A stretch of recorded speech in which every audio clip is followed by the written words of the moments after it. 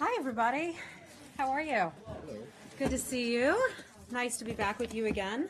I brought a visitor and a colleague of mine here today. Simon, have you ever briefed up here before? Only once. Just once a while before. ago. Okay, well, welcome back. Actually, Simon's going to do the whole briefing today. He's just not aware of us. No, you don't think so. Okay.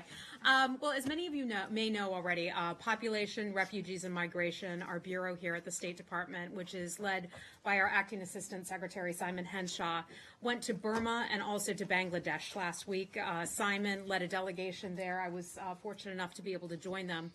He was there from the 29th of October to the 4th of November. And which he had a series of meetings, was able to assess the situation on the ground, speak with some government officials, also aid groups, some human rights workers who are taking a lot of reports from the Rohingya refugees. And so Simon's going to give a readout and take a few of your questions, and then, sorry, Simon, I'll take over the briefing after that. Okay. So you're off the hook. Good. Okay. Let me get this out of your way. Go right ahead. Thank you very much, Heather. Good afternoon. I recently led a delegation to Burma and Bangladesh to see firsthand what is happening with regard to the humanitarian situation and the impact of our assistance. The delegation included Deputy Assistant Secretary Scott Busby of the Bureau of Democracy, Human Rights and Labor, Acting Deputy Assistant Secretary Tom Vajda of the Bureau of South and Central Asian Affairs, and Office Director Patricia Mahoney of the Bureau of East Asian and Pacific Affairs.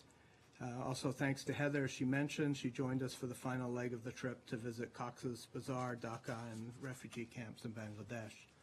In Burma, we met with government officials and Rohingya and ethnic Rakhine community leaders, including a visit to a camp for people who have been internally displaced inside Burma. We urged the Burmese government to act to restore the rule of law, protect local populations, investigate alleged human rights abuses and violations, and to hold those responsible accountable. We welcome the government's plans for repatriation and encourage them to implement these plans as soon as possible, emphasizing the importance of creating safe conditions that would allow refugees to voluntarily return to their villages and land. We then traveled to Bangladesh, where we met with government officials, international organizations, and NGOs, and visited refugee camps near Cox's Bazar. What we saw in the camps was shocking.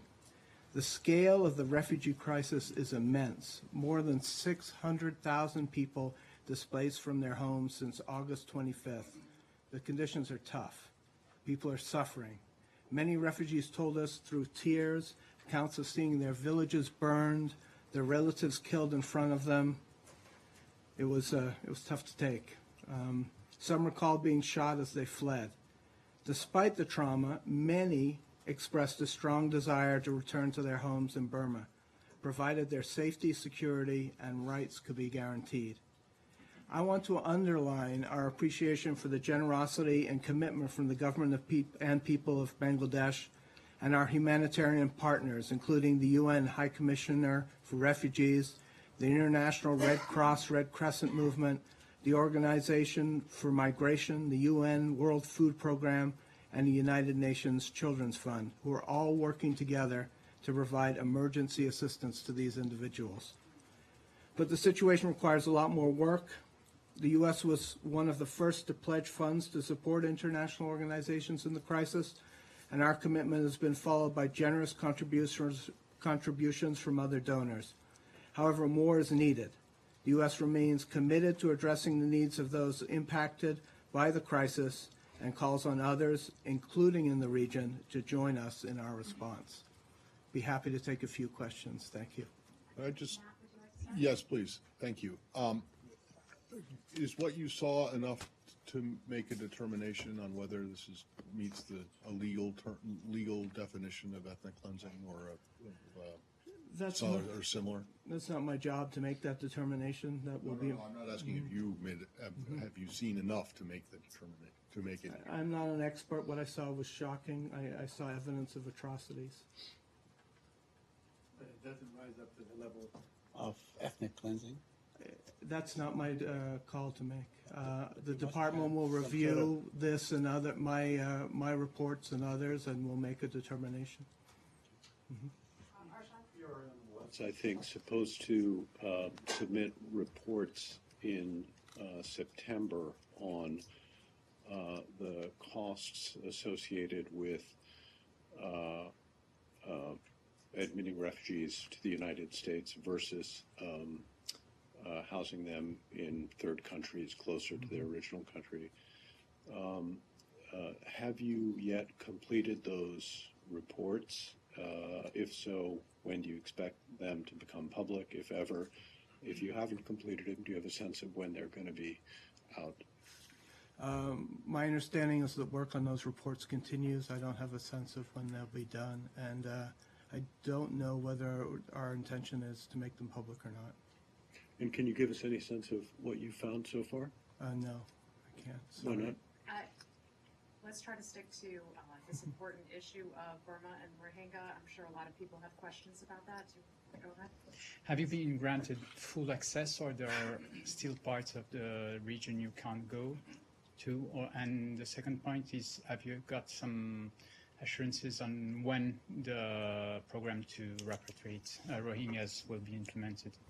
So for the first part of your question, full access has not been granted to press and international NGOs in northern Rakhine State. We urge the government to do so. And the second question was? About guarantees on the implementation of the repatriation program. The Burmese government appeared committed to start a repatriation program, but it was in the early stages, and it's very important to us that that program not only create safe conditions so that refugees will want to return voluntarily, but also assure that refugees go back to their villages and land, that their houses be restored in areas where the villages were burned, and that political reconciliation take place. The UN High Commissioner of Refugees, as you probably know, has said that in addition to being allowed home, they should be granted full Burmese citizenship. Is that a view that the United States shares?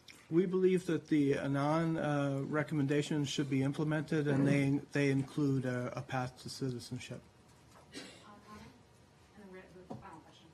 Simon, thanks for being here. Given your meetings with Burmese officials, is it your view, the department's view, that it's better to work with the Burmese government to find a solution to this, or do you believe that more pressure, including sanctions, are appropriate at this time? We absolutely believe that we have to work with the Burmese government to find a solution here. We support the democratic transition process in Burma and want to work with the civilian government in making sure that policies are implemented to bring about a solution. So the bill currently being considered in the Senate for more sanctions on the government, would that be an impediment then? No, we have a lot of options as we move ahead, and we'll continually evaluate the situation and decide what steps to take. Simon has to take over. Right, thank you so much. If you have any additional questions, I can certainly take them and direct them to Simon and his team as well. You sure you don't want to stay? Thank you very much. You want to take over the rest of the Yeah, I'll briefing? take Thank you so much. On that note, I just want to express my gratitude to our entire team there at our embassy in Dhaka. That was my first experience as a State Department employee, spending time at one of our embassies. You know, I've been there as a journalist, as a regular civilian before, but actually going there as an employee and spending time with our people and learning more about the situations, the difficult circumstances that they sometimes serve in, was really very eye-opening. So I wanted to just give my heartfelt thanks to Ambassador Bernacat and her entire team for taking such good care of us while we were over there. And I just have to say, seeing some of the refugees who had crossed the border firsthand, we went to the border one day, saw the area where they had walked from Bangladesh over to Burma. The day that we were there, we're told about 2,000 crossed the border earlier in the day. There were aid groups that then picked up some of those who were considered or appeared to be the most physically vulnerable. They were then brought to a smaller refugee camp. I believe it held a few thousand people. And I watched as some of these women, elderly men, and children climbed off the bus. And literally the most vulnerable, some of them had no shoes, just a pot where they would put water once they could get water. There was a very, very small child, maybe a month old or so, who looked close to death. Elderly men and women who had to be literally carried off the bus. And we watched as our colleagues, our partners at the International Committee of the Red Cross took incredible care of them with such compassion. And I think that baby ended up being okay. They were able to get that baby over to a makeshift hospital of sorts. But I just wanted to, you all know this as journalists from having been in the field and seen these things firsthand, but how important it was to have seen what those people were going through and then have had the chance to hear from the government of Bangladesh about the importance that they put themselves on taking care of their neighbors. And they really have done that. They've opened their hearts, they've opened their wallets and allowed, imagine that, 600,000, more than 600,000 to cross their borders, putting them in camps. It's not where these people want to be, of course, in their camps. They'd rather be home, but at least they're safe for now. So it was an incredible opportunity to see what is really going on and to work with my colleagues in the embassy. So I just wanted to pass that along to you all. I've got a couple pieces of news I want to bring in that I'd be happy to take your questions. First, I want to start out with a Millennium Challenge Corporation announcement and say we are pleased to announce today that our acting Principal Deputy Assistant Secretary for African Affairs, Stephanie Sullivan, joined the Millennium Challenge Corporation acting CEO Jonathan Nash and the President of the Côte d'Ivoire as they signed the $525 million MCC Compact. It's a 5-year grant with Côte d'Ivoire. It is a major economic, political, and cultural hub in West Africa and one of Africa's fastest growing economies and a strong U.S. security partner in the region. Côte d'Ivoire exemplifies the MCC effect, MCC's ability to spur reforms before a dollar of U.S. taxpayer money is spent. After passing only 5 of 20 policy indicators in 2013, the government adopted MCC's scorecard as its roadmap for reform. In fiscal year 2017, the nation passed 14 of the indicators.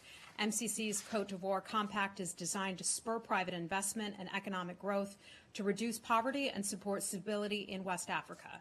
MCC's investments will support building workforce capacity by expanding access to secondary education and training and improving the transportation infrastructure in order to facilitate trade and open new markets for goods. The MCC is an innovative U.S. government agency created to fight global poverty and select poor countries with a demonstrated commitment to good governance.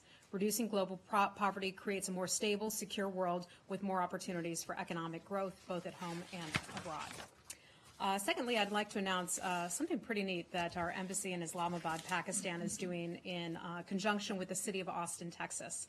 They are now developing a platform for collaboration between entrepreneurs and startup incubators in Austin and in Pakistan. The primary goal of this program is to help incubators collaborate on projects that will strengthen and enhance the entrepreneurial ecosystems in their communities. Through a series of mentoring and networking events in Austin, Texas, U.S. and Pakistani entrepreneurs pitched their ideas to U.S. investors and venture capitalists. As a result of the events, Austin-based venture capital firm 1839 Ventures committed $20 million venture capital fund to continue work with participating incubators. The $20 million venture capital fund will allow partnerships with U.S. incubators to continue to grow and provide U.S. investors and venture capitalists with a unique opportunity to expand into untapped markets for funding growth stage investment in Pakistani businesses. It's one example of how the United States is committed to working with countries to foster entrepreneurship and innovation worldwide.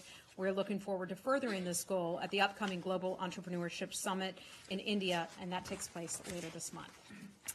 2 more announcements to make, and then I will be happy to take your questions. Next, I'd like to go to Ukraine, where in eastern Ukraine, 2 water filtration plants have been subjected to shelling in recent days. It is considered especially dangerous because some shells have fallen as close to as 50 meters from chlorine gas storage tanks at the facilities. A hit on the tanks would cause a major catastrophe, gassing people at the plant, possibly even those in nearby towns, as well as disrupting the supply of clean drinking water in the area. The Minsk agreements call for a full ceasefire along the line of contact, a ceasefire that Russian-led forces have never fully respected. We call on the Russian-led forces to implement a genuine ceasefire, and especially to cease shelling around the filtration plant and withdraw heavy weapons to the agreed-upon lines. We also urge Ukraine to show restraint and to do everything within its power to implement the Minsk agreements. And finally, you know, I like it when we have visitors in the room. We have some young ladies in the back of the room today, and they're from the Girl Scouts. So I'd like to welcome the group of Ambassador Girl Scouts from McLean High School. They're in Virginia. They join us at the briefing today. They are studying public policy, and I understand you'll get a badge at the end of the day. You'll get a public policy badge for cooperating, for participating. Great. I know. For staying awake. For staying awake. Oh, Matt, is it that boring? No, Goodness joke. gracious. Well, ladies, we're so happy to have you here. You're welcome. You're welcome anytime. Okay, so I'll go ahead and take your questions, and we'll see if we can keep Matt Lee awake today. By the way, you are a big celebrity in Bangladesh. I got lots of questions about you. I am. You are. Well, Yeah. The rest of you, I'm sorry, not so sure, much. I'm sure not as big a celebrity as you are. Where would you like to start today? I would like to start in Saudi Arabia. Okay. What is your understanding of what is going on there? Has the secretary made any calls to find out what is going on there precisely? Does the State Department agree with what appears to be the president's full-throated endorsement of what's going on? Let me start with the situation over there. We continue to encourage Saudi authorities to pursue the prosecution of people they believe to have been corrupt officials. We expect them to do it in a fair and transparent manner. We call on the government of Saudi Arabia to do that. I'm not going to have a lot for you on this matter. In terms of the president's comments, I would just have to refer you to the White House and to the president for his comments on that, and that's about all I'm going to have for you. Does the secretary been in touch with the foreign minister? I will or check on anyone that else? for you. I just returned last evening from my trip, so I will check on whether or not the secretary has been in contact with his Saudi counterparts. Many of those, you know, they've had long relationship with the State Department. Yeah. In fact, with Secretary Tillerson before he was Secretary Tillerson. So how does that impact him in any way? I guess I would just say that, you know, we have a good relationship with many Saudi officials. We have a close cooperation with the Saudi government. As you know, Secretary Tillerson and the president were in Riyadh earlier this year. We had a lot of areas of agreement. Among the things that, you know, the secretary and the president were pleased to announce was the counterterrorism center, the more moderate sort of type of Islam center that was set up in Saudi Arabia. So we have lots of things that we can work on together. We encourage them, and I just want to say this one more time, to pursue any possible prosecution or corruption cases in a fair and transparent manner. Does the increased rhetoric, you know, that we hear from Saudi Arabia and Iran, does it concern you that maybe we're headed towards some sort of confrontation between the two powers in the region? I think I would just have to refer you back to the White House for that portion of it. We're watching the situation very closely, very carefully. We've had a long-standing good relationship with the government of Saudi Arabia. I promise.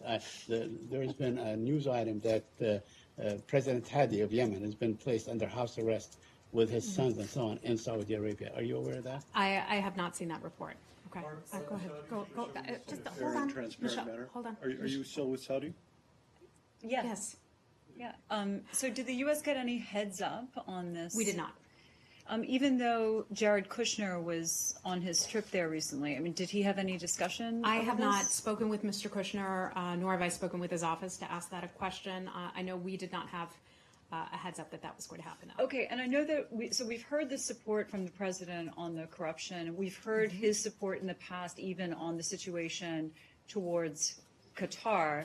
But now when we hear Saudi say that they're going to treat Lebanon as if it's declaring war, and they're going to see this Houthi missile as potentially an act of war by Iran, what is the U.S.'s stance on those kinds of statements? Well, in terms of what happened in terms of a launch into Saudi Arabia, that is a situation that we're continuing to assess right now. We don't have a full determination on who is responsible for that. So the State Department is not in agreement with the UN ambassador? Let me pull up Nikki Haley's quote here, because Ambassador Haley's quote, pardon me, because she didn't ascribe full responsibility. She said the one that was shot down over Riyadh on November 4th may also be of Iranian origin. In that comment, she was referring to a earlier Iranian missile that was shot back in July of 2017. We're just not there yet, and she didn't say that either. We just don't know who's responsible for that Well, yet. if it is, I mean, and there are some who believe that it definitely was, based on the evidence that's there. It very well may be. Yeah. We're just not there yet. We haven't made that determination. But if it was an Iranian missile, for Saudi Arabia to be saying that this was an act of military aggression on the part of Iran and that it could be an act of war, how does the State Department view this? I mean, I think do you I would support? go back to what I frequently say about hypotheticals, and it's a hypothetical, so I'm just not going to get into that at this point. But we'll keep watching this. As we learn more information, we'll have more for you on it. Okay? Arshad, yeah. go right ahead. Do you have something on this? Does the State Department believe that Saudi Arabia is pursuing its anti-corruption actions, including the detentions over the weekend, in a fair and transparent manner? I think if they choose to go ahead and prosecute these cases, we certainly anticipate that they would do it in a fair, just, and transparent manner. But is the detention of these people in and of itself, leaving aside the question of subsequent prosecution, is the detention of these people being handled in a fair and transparent manner? I could only go back to what the Saudi government has said, and the Saudi government, and I can't speak on their behalf, but they have laid out a case that these officials were guilty of corruption of sorts, alleged corruption of some sort. So I'm not going to go beyond what the Saudi government has said. We're not there on the ground to assess the cases of these individuals, so I'm not going to have any more for you But on you that. are there on the ground. I mean, you have an embassy, you have Well, we contacts certainly with do, this- but Can we're I not finish? there involved with those cases, Arshad. So I'm not going to have a lot for you on this. We are continuing to monitor the situation. They have assured us that any prosecutions that take place will be done in a fair and transparent manner, and we hope that they will hold up to that. And then following up on Michelle's question, is it helpful for the government of Saudi Arabia to assert that it regards actions by two different Sorry, actions by? by two different countries or players in two different countries as acts of war? Is that helpful? Is it helpful for it to say that it regards unspecified actions by Hezbollah as acts of war, and similarly to regard the missile as an act of aggression? I Does that think help? I think we have to look at the region in which they live. When we talk about concerns about terrorism and destabilizing forces in the region, there's no one that knows that better than some of the countries in that backyard. And so I think it's natural. I mean, imagine this. There was a missile shot into Saudi Arabia. The believed target was the airport or somewhere close by the airport. Imagine if that had happened here in the United States. It's shocking. I don't think it should surprise any of us that the government would consider that to be a potential act of terrorism. But beyond that, I don't have anything more for you, My okay? question, though, is about whether it's helpful, and let's take the case of Lebanon. Is it helpful for the Saudis to say they regard unspecified actions by Hezbollah as acts of war? You talk about the region. It's a region with a lot of ferment. Is that helpful for the U.S. government's point of view to hear that rhetoric? I think we also know the kinds of activities that Hezbollah has been responsible for. I mean, as Americans, and we have talked about this here before, the Marine barracks bombing, responsible for killing hundreds of Americans. Our vice president went out to one of our Marine barracks here not too long ago to honor those that were killed. So it should be no surprise that Hezbollah is a terror organization. It should be no surprise that Saudi Arabia is upset when a missile gets launched into its territory. That's all I have for you on that, okay? If Hezbollah is a terrorist organization, what about Kataib Hezbollah in Iraq, headed by a man whom the U.S. authorities had imprisoned at Camp Cropper for killing Americans? Isn't that also Lori, a terror organization? I know. You and I, we covered this about a week and a half ago. I just have to refer you back to what we said at that time. Okay, I don't have anything new for you on One that. of your responses to Arshad, you said Yeah. they have assured us that they will handle these cases in a fair and transparent manner. When did they give you this assurance? I Who offered it? have been told, I don't know who, but I've been told that that has been their pledge. So there has been some kind of contact at a senior level. or I at don't some know. level I don't know at which level, since- but I know that there have been conversations. Since the that it's arrest, touched. or since the detention. I know that there have been conversations. All right. and then Conversations just- have taken And then place. just last one, do you have any thoughts at all about the rather interesting location of detention that these people are being held? I have nothing for you on that. Okay. Heather, Shall we move on? Just on Saudi Arabia really quick, when it comes to the internal problems going on, or or whatever is going on in Saudi Arabia, on top of Yemen, Lebanon, with Iran. Does this Secretary, the State Department, believe that this provides a greater incentive or bolster the case for the issue with Qatar to be settled, for Saudi Arabia to come to the I certainly negotiating think table? I certainly think it brings home to many players in the region that there are some very serious issues that they're dealing with, that we're dealing with. We have followed the GCC dispute since, when did it first begin? May or so? How many months has this gone on? We still call upon all the parties to sit down and work out some sort of an arrangement, because we see that if they're not fully cooperating and working together, that the region can become further destabilized. So perhaps what is going on now will be sort of a wake-up call for the nations to work together and to come to some sort of get some sort of resolution. And the Secretary made it seem like it was up to Saudi Arabia to come to the table and discuss, that Qatar was a willing party and the others were not. Look, Qatar has said that it's willing to sit down and start negotiations. I don't recall where the Saudis are on this, for that matter, but I can check with our folks to see if there are any updates for But you. given the Saudi role in that, and given the Saudi role in the war on Yemen, does the State Department not have some concerns that the current Saudi policies are themselves contributing to destabilization? I think we know exactly where the responsibility lies in the region for much of the destabilization, and we've seen the activities of Iran. We've seen the activities of Iran in Yemen. We've seen the hand of Iran in Syria. We've seen the hand of Iran elsewhere, where Iran's government, and I should be clear about saying that, because we don't take issue with the Iranian people, we take issue with the government of Tehran. Where they show up, trouble tends to follow. That sounds like full support for everything Saudi's doing. I'm not saying that. I'm just saying let's recognize the region that they are in. Let's recognize the destabilizing factors that are in that region. Would you Go ahead. comment on the resignation of the Lebanese Prime Minister from Riyadh? With what? Would you comment on the resignation of Saad Hariri, the Lebanese Prime Minister, and doing it from the venue in which he did, which is Riyadh, Saudi Arabia? Oh, in Riyadh, you said. Riyadh, Okay, yes. okay. Apologies. Look, we have had a good relationship with the government of Lebanon. As you may recall, the Prime Minister was here meeting with the President. I believe it was in the month of June that he visited the White House and did, I believe, press conference with the President. Our relationship with the government will not change. We'll continue to just follow and monitor the situation there. Well, many of your allies would like to see a government or a future government of Lebanon that does not include Hezbollah. But in fact, the facts on the ground would dictate otherwise, because they represent a large portion of the Lebanese population.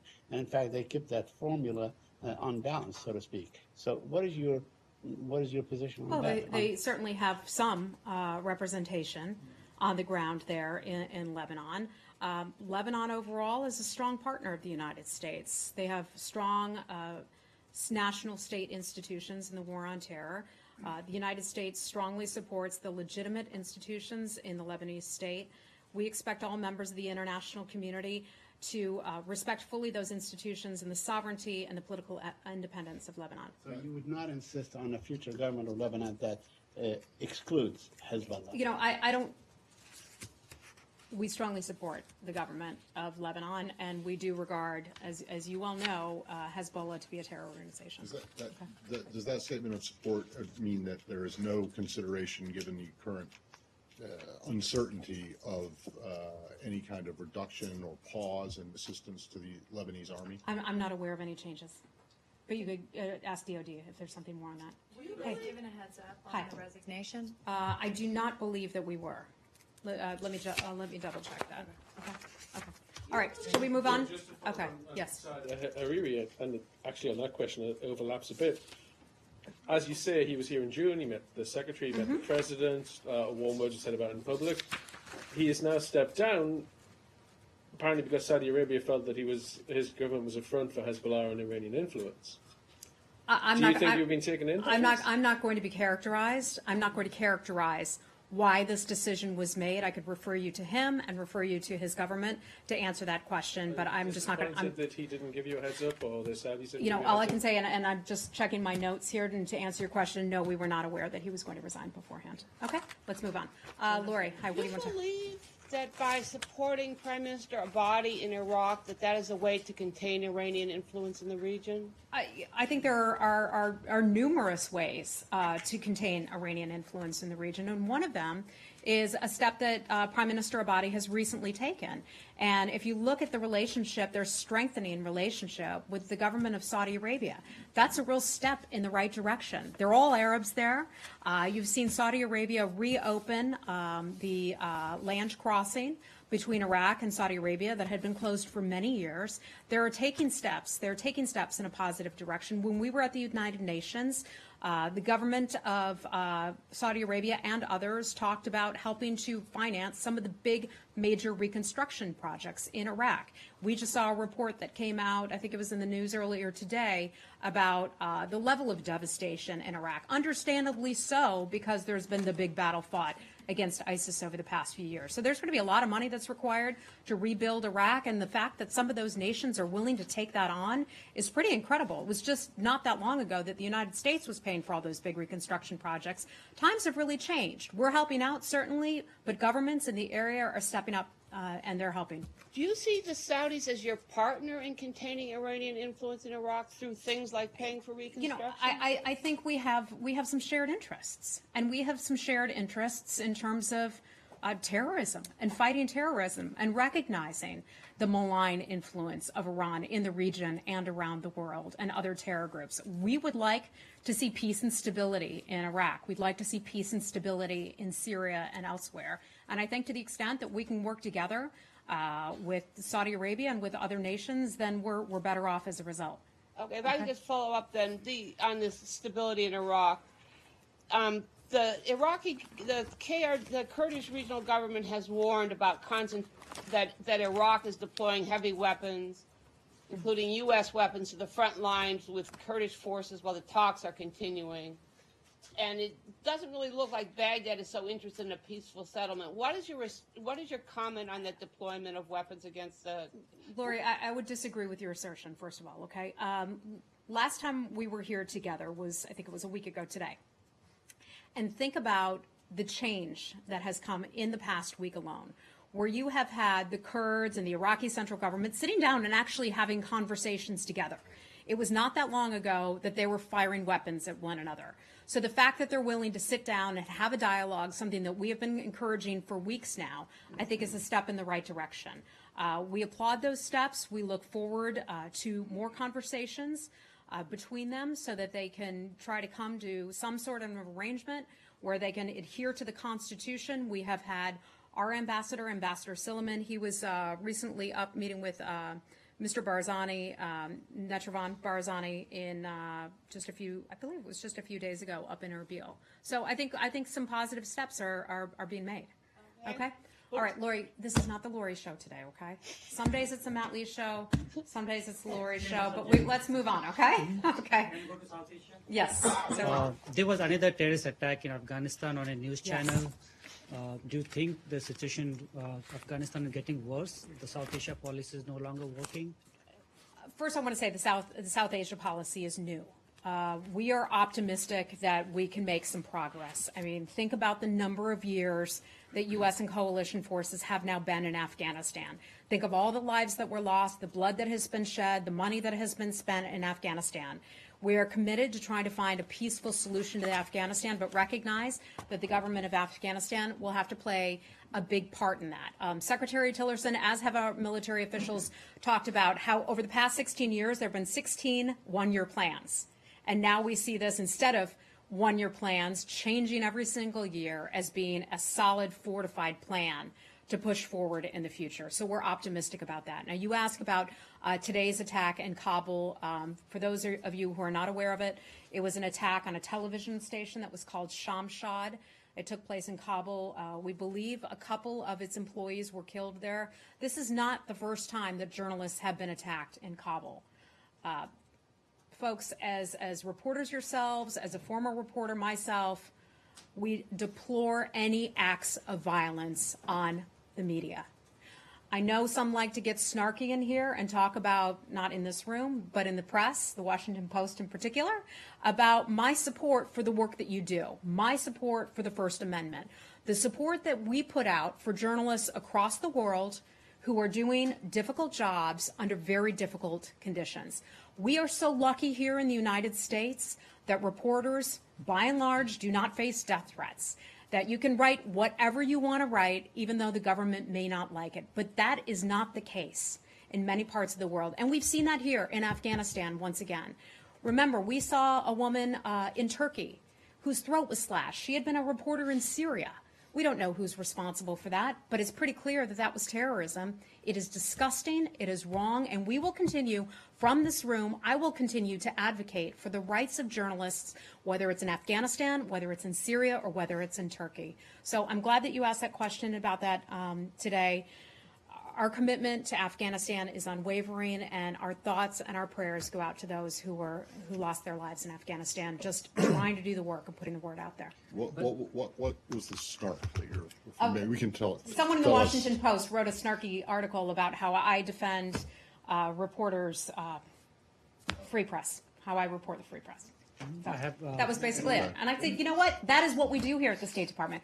We support and advocate for freedom of speech. And if somebody wants to make fun of me for that, have at it. But that's what we do right here. That's what we care about. The work that you do, I value it, my colleagues value it, and that's something that we value across the world. I have another South Asia related question. Anything else on Afghanistan today? Another South Asia terrorism related question. Okay. Last week, China blocked at the UN Security Council U.S., Britain, and France sponsored resolution to designate a Pakistan-based terrorist, Azhar Masood, as a terrorist. What do you have to say on that? And what's the next step U.S. is trying to follow on it? Okay. Remind me, this is he's a Pakistani, correct? Yes.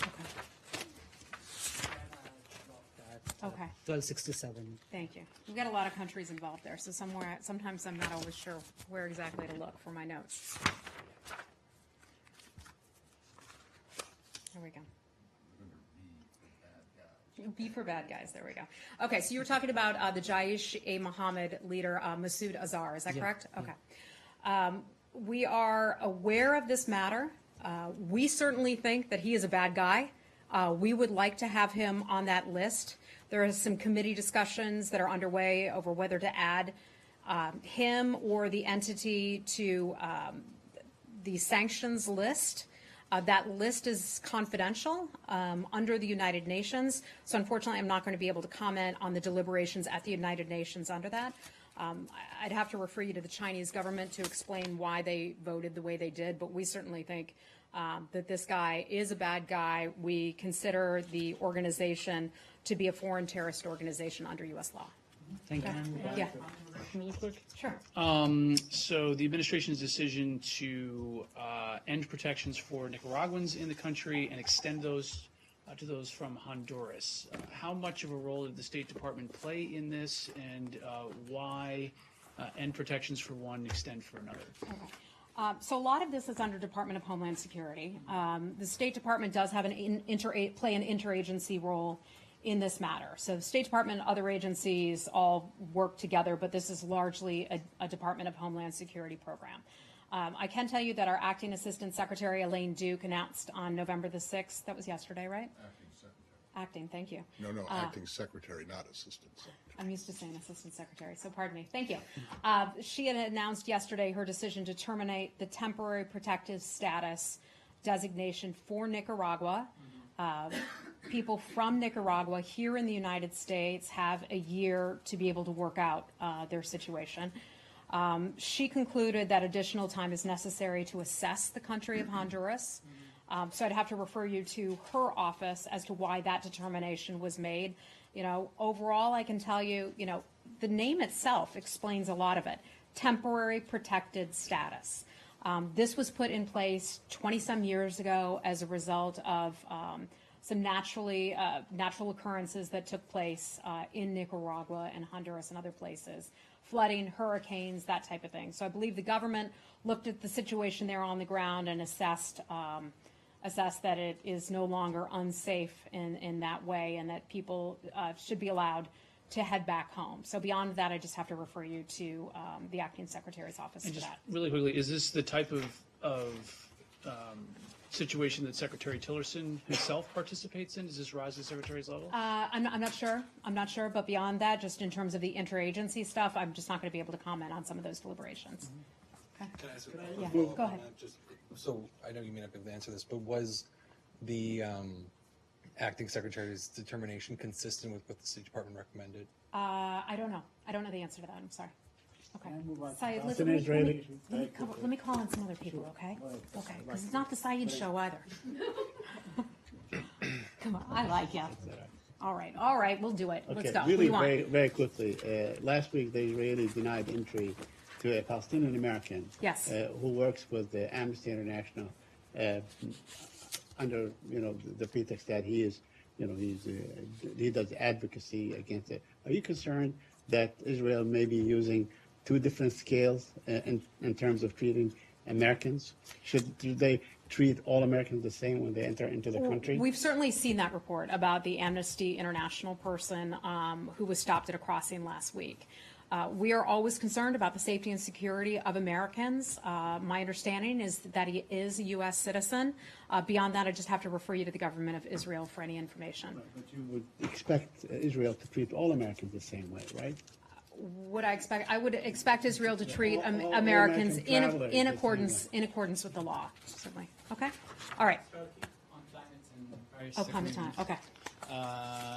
Government of France said today they have invited 100 head of states and governments to their conference summit in December in Paris, but not President Trump.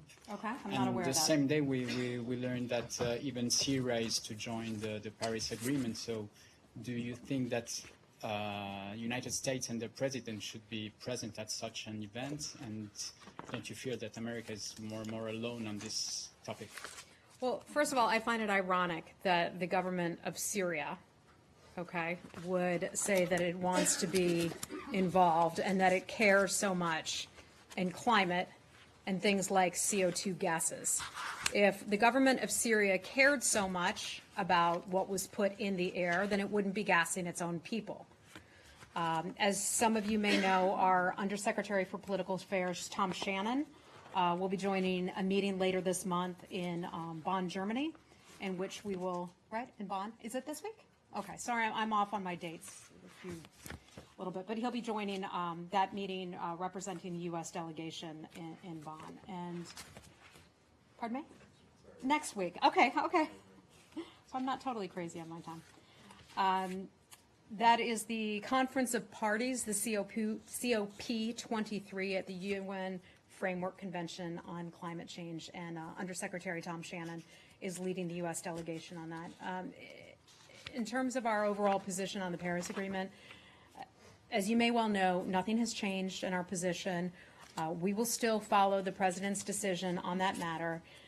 The United States looks at that, and we intend to withdraw from the Paris Agreement as soon as we're eligible to do so, unless the President, and he's been very clear about saying this, unless he's able to identify terms of engagement that he feels are more favorable to American businesses, workers, and taxpayers. Do you know, is that something that Undersecretary Shannon is going to be exploring while he is leading the U.S. delegation? I don't know. I haven't asked him. I saw him. He was in Bangladesh. We spent a little time together there, but we did not talk about this issue. I can certainly see if I have something on that. It's because he's leading the U.S. delegation, so this is a State Department delegation, essentially. I mean, are there other agencies represented? I'm not sure. I'll find out.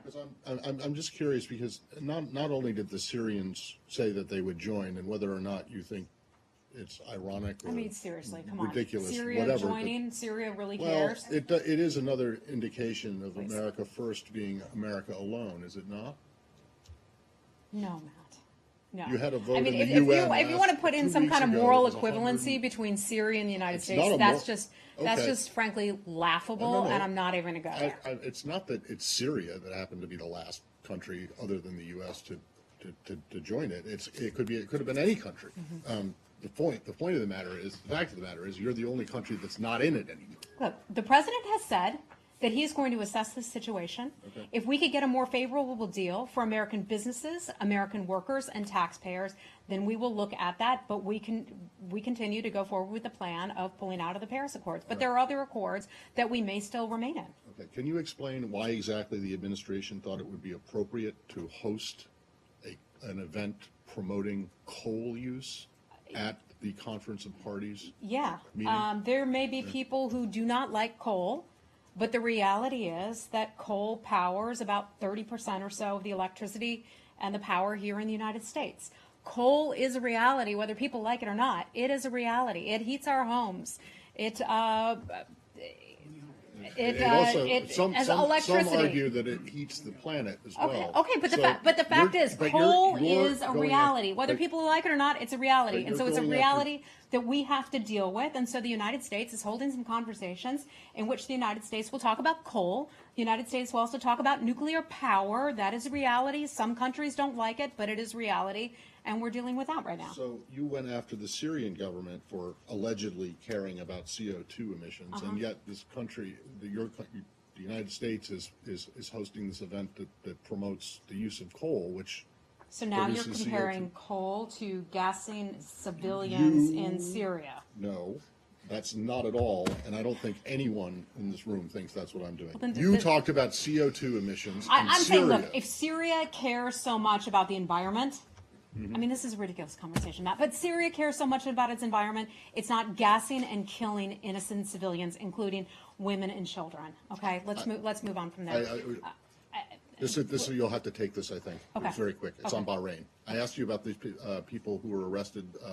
It was your Yeah. last briefing. Since in between then and now, there's been some letters that have been written on their behalf to the Okay. Secretary of the Department. Can you? Well, I know that you probably don't. I forgot to. I ask. do not have anything new for you on Can that. you check? I can check and Thank you. follow up. Okay, Ilhan, hi. On Turkey visa situation, yesterday it seemed like there was some progress on the visa, and the U.S. statement came out from your office that the U.S. received some high-level assurances from Turkey. Then the Turkish embassy here in Washington issued another statement and basically said that denied and said that the Turkish government cannot provide any assurances, and also your statement does not reflect the real, do not reflect the truth, and consider it odd. So, what is the? Yeah. So what is the situation right now? I think that's the question. So we were able to announce, I believe it was just yesterday, that a limited number of appointments are now being taken for all non-immigrant visa classes. So people who want to obtain visas are now able to do so in both Istanbul and Ankara. That is based on what we consider to be improved security conditions at our U.S. mission in Turkey. We are prioritizing, we're only able to do this on a limited basis right now, but we are prioritizing medical, humanitarian, and also student visas in those cases. We've had a series of what I would describe as fairly positive conversations with the government of Turkey. I mean, this is certainly a step in the right direction. It's a positive step.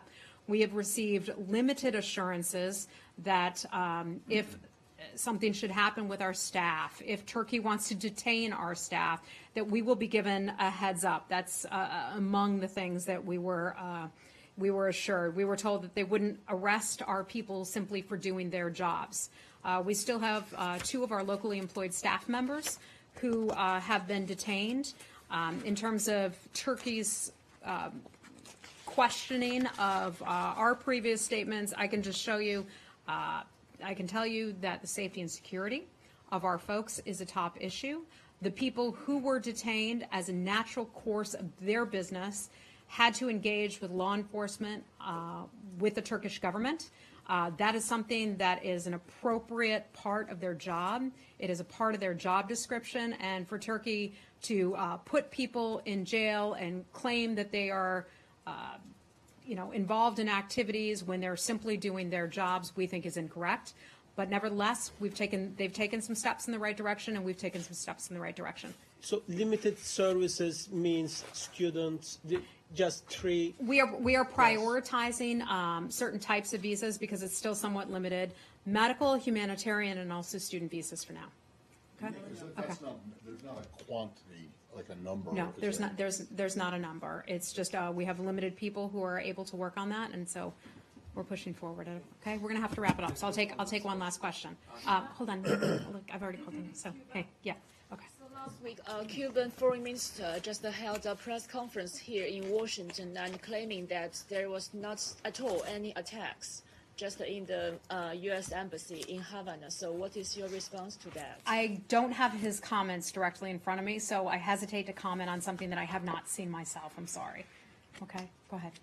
And please, regarding, again, the situation with the visas, has there been any change, given the difficulty for Cubans to travel abroad, like to Bogota, to access their visas to come to the United States? Last I've heard, that's where we're still processing visas for people who want to come to the United States. One last thing, please. Yes. The Cuban government said that Cuban Americans can now travel, if they wish, to Cuba to dock in tourist areas with recreational vessels. How does the State Department see this? I'm not aware of that, so I'm sorry I don't have an answer for you on that. Okay? Thanks, guys. We're going to go. Okay, yeah. College basketball I really players want to from know UCLA who were arrested in From China. where? From UCLA who were arrested in China. Have you confirmed that? Have you been in touch with Chinese authorities? I'm not aware of that. Did that just happen? It Did that happened, I just think, occur? overnight then, today. Okay. I don't have any information on that, but I can look into it for you. Thanks. Thanks, everybody.